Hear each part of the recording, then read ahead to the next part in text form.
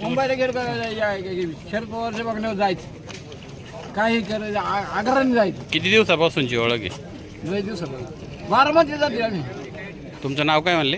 कोंडाजीराव जीवा रांजणी, आमचं गाव तळगा. राजवीरून खास शरद पवारांची सभा बघायला आली.